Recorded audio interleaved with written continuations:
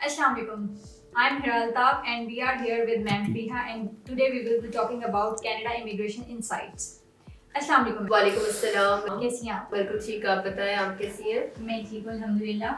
Ma'am, हमने last time बात की थी क्लाइंट के कंसर्न्स के बारे में। आज हम बात करेंगे कुछ क्लाइंट को इंसाइट देनी है उसके बारे में। तो कुछ क्यूरीज हैं हमारी, ठीक है, उनको आप आंसर कीजिएगा। आपको इस बारे में आपको बहुत ज्यादा नॉलेज है एंड मैं चाहती हूँ कि हमारे क्लाइंट्स को कुछ इंसाइट भी होनी चाहिए इन चीजों के बारे में। बिल्कुल ठीक है। पहला सवाल मेरा आपसे ये है कि एक्सप्रेस एंट्री या पीएनपी जो है, कौन सा प्रोग्राम इनमें से बेहतर है और किन हालात में? अभी राइट नाउ जो कंडीशन चल रही है उस हिसाब से हम सजेस्ट कर सकते हैं एक्सप्रेस एंट्री और पीएनपी में। एक्सप्रेस एंट्री को अगर हम देखें तो हम एफएसडब्ल्यूपी फाइडर्स वर्कर प्रोग्राम को प्रेफर करते हैं, ठीक है। और अगर पीएनपी में करें तो आपको पता है कुछ प्रोविंसेस होते हैं जिनमें केस फाइल किया जाता है, Ontario, Alberta, Prince Edward island, modern, Manitoba, Saskatchewan और भी प्रोविंसेस से उनकी रिक्वायरमेंट को देखते हुए ही हम केसेस कर सकते हैं। तो मैं हमारी जो रिकमेंडेशन होती है वो express entry federal skill worker programme और प्रोविजनल लॉबिंग प्रोग्राम, दोनों प्रोग्राम बहुत बेहतर है। बिल्कुल। ओके मैम, दूसरा सवाल मेरा आपसे ये है कि कैनेडियन इमिग्रेशन किस प्रोग्राम के थ्रू हो सकती है? कनाडा इमिग्रेशन मल्टीपल प्रोग्राम्स के थ्रू हो सकती है, जैसे कि एक्सप्रेस एंट्री हो गया, एक्सप्रेस एंट्री की 3 क्लास हो गई, उसके थ्रू हो सकती है। पीएनपी के थ्रू हो सकती है, मल्टीपल प्रोविंसेस होते हैं उसके थ्रू हो सकती है। एग्रीकल्चर फूड पायलट प्रोग्राम के थ्रू हो सकती है। रिसेंट अभी क्लोज हो गया, ये प्रोग्राम चल रहा था, क्लोज हो गया, ठीक है। इसके अलावा केयर गिवर प्रोग्राम हर साल मल्टीपल होते हैं, ये 1 से 2 मरतबा केयर गिवर प्रोग्राम ओपन होते हैं मार्च में और सितंबर के दरमियान में ये चलता रहता है, ठीक है। तो केयर गिवर प्रोग्राम के थ्रू हो सकती है। जिनको फ्रेंच लैंग्वेज आती है वो वाले प्रोग्राम्स होते हैं। बिजनेस स्टार्टअप के थ्रू हो सकते हैं। मल्टीपल ऑप्शंस हैं, आप इजीली पीआर ले सकते हो। बिल्कुल ठीक है। तीसरा सवाल मेरा आपसे ये है कि आजकल कनाडा में डिमांडिंग जॉब्स कौन सी हैं? अभी राइट नाउ कनाडा में सबसे ज्यादा डिमांडिंग जॉब चल रही है वो टॉप पर आ रहे हैं रजिस्टर्ड नर्स, ठीक है। हेल्थ केयर से रिलेटेड जितने भी ऑक्यूपेशंस हैं बहुत डिमांड में है। इसके अलावा डेवलपर्स हो गए, डेवलपर्स की कैटेगरी के कंप्यूटर साइंस से रिलेटेड जिनकी डिग्री होती है, जिनके पास वर्क एक्सपीरियंस होता है, आईटी से रिलेटेड, आप कह दें कोई भी बंदा आईटी से रिलेटेड बड़ी डिमांड है उनकी। इलेक्ट्रिकल डिपार्टमेंट से रिलेटेड जो लोग हैं उनकी बड़ी डिमांड है कनाडा में। ड्राइवर्स की बहुत डिमांड है, ठीक है। बहुत अच्छी लाइक ब्लू कॉलर जॉब पे भी बहुत अच्छी है। कोई भी ऐसा बंदा जिसके पास 4 ईयर बैचलर है और अच्छा एक्सपीरियंस है, टेक्निकल स्किल्स रखता है, हर बंदे की कनाडा में डिमांड है। परफेक्ट हो गया।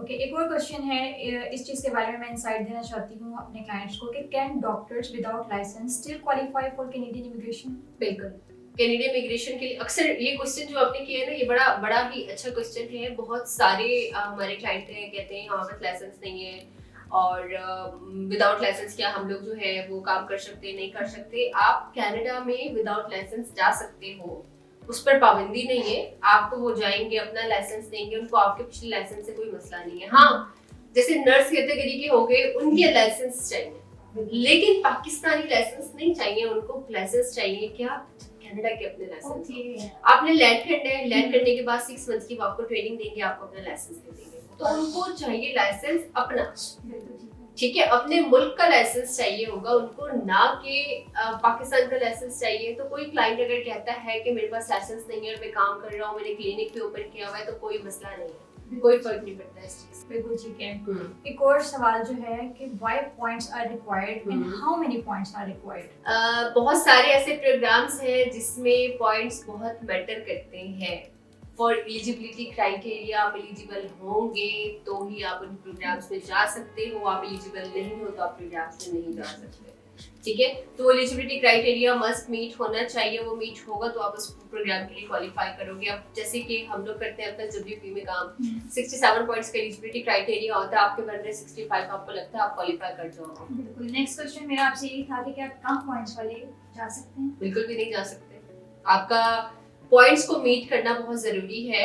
वो बुला रहे पढ़े लिखे टेक्निकल लोगों को, ठीक है। आप पढ़े लिखे हो, आपके पास टेक्निकल स्किल्स हैं तो ही आपको पीआर कनाडा देगा। कनाडा ऐसे उठ के तो किसी को पीआर नहीं दे देगा ना, तो आपको मीट करना पड़ेगा एलिजिबिलिटी क्राइटेरिया। क्या कम तालीम वाले कनाडा जा सकते हैं? पूरी दुनिया में कहीं भी जा सकता है बंदा, ठीक है। उसमें एजुकेशन जो है वो मैटर नहीं करती है, बट प्रोग्राम देखना पड़ता है हमें। मिनिमम अगर उसने इंटर किया हुआ है, मैट्रिक किया हुआ है, उसमें भी पीआर मिल जाती है। बस वो प्रोग्राम थोड़ा सा डिफरेंट हो जाएगा, वो कन्वर्ट हो जाएगा केयर गिवर में, वो कन्वर्ट हो जाएगा उस कैटेगरी में, स्टार्टअप वीजा में, विजिट वीजा में। सबसे छोटी एग्जांपल तो विजिट वीजा की है ना। विजिट वीजा में तो कोई रिक्वायरमेंट नहीं है कि आपकी जनाब एजुकेशन होनी चाहिए, आपकी डिग्री होनी चाहिए, आपका लैंग्वेज टेस्ट होना चाहिए, तो आप विजिट पे आ सकते हो, अदरवाइज नहीं। तो इस तरह की कोई रिक्वायरमेंट नहीं है, आप जा सकते हैं। Can we enter Canada with a criminal record? बिल्कुल भी नहीं। कैसे हम एक्सपेक्ट कर सकते हैं कि हमारा क्रिमिनल रिकॉर्ड हो और हम कनाडा में इंटर हो जाए? कनाडा इंटर क्या, आपको कोई मुल्क में, किसी भी मुल्क में आप इंटर नहीं हो सकते। हाँ, सिनेरियो थोड़ा सा देखना पड़ेगा, क्रिमिनल रिकॉर्ड था या है। अगर था तो फिर तो कोई मसला नहीं है, रिमूव हो गया, आपका खत्म हो गया है वो जो आपके ऊपर क्रिमिनल रिकॉर्ड का लगा हुआ था कि आपका क्रिमिनल रिकॉर्ड है, वो चीज अगर खत्म हो गई, आपके ऊपर जो एफआईआर थी, जो भी आपके पास केस था, वो एक्टिव है, तो आप नहीं जा सकते।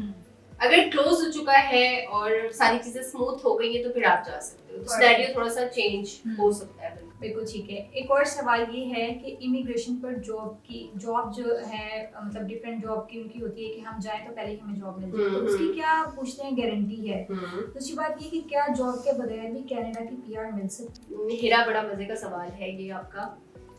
अब हम जैसे काम कर रहे हैं केयर गिवर में, हम काम कर रहे हैं फेडरल स्किल वर्कर प्रोग्राम में, हम काम कर रहे हैं प्रोविजनल नॉमिनी प्रोग्राम में, हम काम कर रहे हैं विजिट वीजा में, स्टडी वीजा के केसेस को हम डील कर रहे हैं। तो हम जो पीआर की केसेस करा के दे रहे हैं, वो किस एलिजिबिलिटी क्राइटेरिया पे करा के दे रहे हैं? मिनिमम क्या है, एजुकेशन कितनी चाहिए?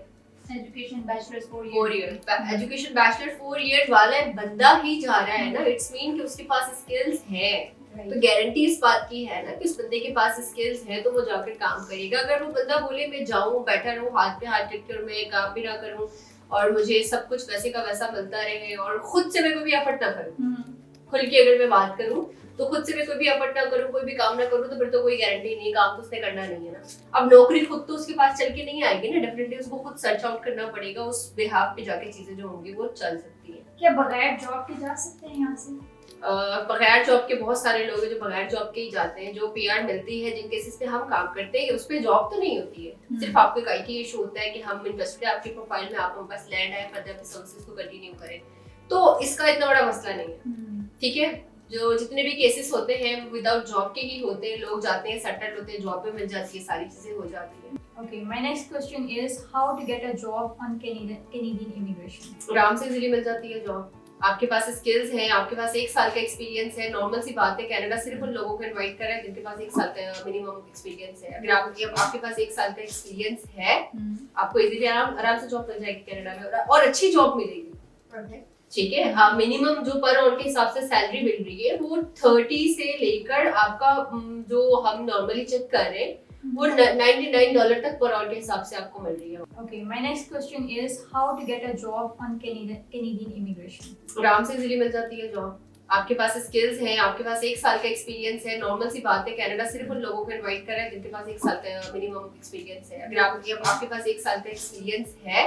आपको इजीली आराम से जॉब मिल जाएगी कनाडा में, और अच्छी जॉब मिलेगी। ठीक है, मिनिमम जो पर आवर के हिसाब से सैलरी मिल रही है वो 30 से लेकर आपका जो हम नॉर्मली चेक कर रहे हैं वो $99 तक पर आवर के हिसाब से आपको मिल रही है वहाँ पर सैलरी। क्या वर्क एक्सपीरियंस के बगैर भी इमिग्रेशन पर जा सकते हैं? पाकिस्तान में क्या चीज मुमकिन नहीं है। पाकिस्तान में आपको पता है लोग बनवा लेते हैं वर्क एक्सपीरियंस भी। अगर आपके पास डिग्री है, अगर आपने डिग्री की हुई है, बैचलर 4 ईयर डिग्री आपके पास कंप्लीट हो गई है और डिग्री को 2 साल कंप्लीट हो गए, या फ्रेश डिग्री आपकी एंड हुई है और बैक एंड पे आपका 2 साल का एक्सपीरियंस हम कंसीडर करवाए, तो आराम से इजीली हो सकता है। अगर आप बोलो कि एक्सपीरियंस भी नहीं है, सिर्फ डिग्री और एक्सपीरियंस प्रोवाइड करके दे भी नहीं सकते, बन भी नहीं सकता, तो फिर मुमकिन नहीं है। राइट, क्योंकि उनको चाहिए टेक्निकल बंदा, पढ़ा लिखा होने के बाद उसको स्किल्स वाला बंदा चाहिए। आपके पास स्किल्स ही नहीं होगी, जब आपके पास स्किल्स ही नहीं होगी तो कनाडा को क्यों बुलाएगा? तो थोड़ा सा ये चीज मैटर करती है, आपका एक्सपीरियंस होना बहुत जरूरी है, चाहे 1 साल का हो, बट मिनिमम 1 साल का एक्सपीरियंस बहुत मैटर करता है। बिल्कुल ठीक है। मुझे ये बताइएगा, क्या बिजनेसमैन भी इमिग्रेशन पर जा सकते हैं? डेफिनेटली जा सकते हैं, आराम से इजीली जा सकते हैं। बिजनेसमैन की इस तरीके से होती है, इमिग्रेशन के केसेस में भी जा सकते हैं, विजिट वीजा में भी जा सकते हैं और डायरेक्ट बिजनेस में कन्वर्ट भी कर सकते हैं, स्टार्टअप भी ले सकते हैं, अपना जाके बिजनेस ओपन कर सकते हैं वहाँ पर। तो वो उनके लिए तो बहुत बहुत बेहतरीन ऑप्शन है बिजनेस के लिए। इमिग्रेशन में लोग सबसे ज्यादा गलतियां किधर करते हैं? इमिग्रेशन में अमूमन गलतियां बहुत सारी लोगों को अवेयरनेस नहीं है, जो कि मैंने ऑब्जर्व की है। ठीक है, लोग अवेयर नहीं है, उनको पता नहीं है बेसिकली। वो सिर्फ एक पॉइंट है 67 पॉइंट और 67 पॉइंट्स के पीछे लगे रहते हैं। ठीक है, उनको पता ही नहीं है बेसिकली, लोग अवेयर नहीं है कि 67 पॉइंट्स नहीं है मैटर कर रहे। थोड़ा सा आप आगे लेकर आओ ना, थोड़ा सा मजीद अपने पॉइंट्स को बेहतर करो, उनकी जो एक्सपेक्टेशंस है उसको थोड़ा सा हाई कर लो। तो लोगों को सबसे बड़ी जो मैंने देखी है ना अवेयरनेस, वो यही चीज नहीं है। ठीक है, तो जो इमिग्रेशन में लोगों को प्रोसेस में मिस्टेक्स होती है, उनको पता नहीं होता कि जॉब ऑफर की क्या रिक्वायरमेंट होती है, उनको ये नहीं पता होता कि कनाडा का एनवायरनमेंट कैसा है, उनको ये नहीं पता कि कनाडा के सिटीज कितने हैं, मामला क्या है कनाडा में, या उनको ये नहीं पता कि जब वो एयरपोर्ट से लैंड करके जाएंगे तो किधर जाएंगे। ठीक है, उनको ये नहीं पता कि शेल्टर होम की क्या रिक्वायरमेंट होती है, उनको ये नहीं पता कि बच्चों के फंड्स किस तरीके से मिल रहे होते हैं, क्या रिक्वायरमेंट, उनको कुछ भी नहीं पता। ठीक है, वो बस डिपेंड किए हुए कि ओके हमें बता दिया जाएगा, देख लेंगे, ऑन द स्पॉट देख लेंगे। ये चीजें वो है जो पहले आपको प्लानिंग के साथ चलनी चाहिए। ठीक है, तो इस तरीके से जाके चीजें स्मूथ हो सकती हैं। बट ये है कि अवेयर इंसान को खुद हो रहा है। ठीक है, कोई किसी को सिखाएगा नहीं, कोई किसी को बताएगा नहीं, आपने खुद सीखना होता है। उसके लिए बेहतर यही है कि आप सर्चिंग करें। तो इमिग्रेशन में बहुत मिस्टेक्स होती हैं, बड़े मामला हैं, बड़ा लंबा टॉपिक है ये। हम क्लाइंट को यही बताते हैं कि आप खुद canada.ca की वेबसाइट पे जाके इसको स्टडी करें। हमने बिल्कुल हमेशा ये रिकमेंड किया है कि आप खुद जाए, सर्च करें। हम तो कहते हैं कि हम जो चीज बता रहे हैं उस बात में जरा भी इधर उधर नहीं होगा, एक्यूरेट बातें आपको नजर आएंगी। तो हर किसी को मैं यही रिकमेंड करती हूँ कि आप खुद उसको स्टडी करें। आपका जो भी कंसल्टेंट आपको मशवरा दे रहा है, आप उस प्रोग्राम को पढ़ें, समझें, और उसके बाद ही आप उसकी तरफ अपना इंटरेस्ट जो है वो शो करवाएं।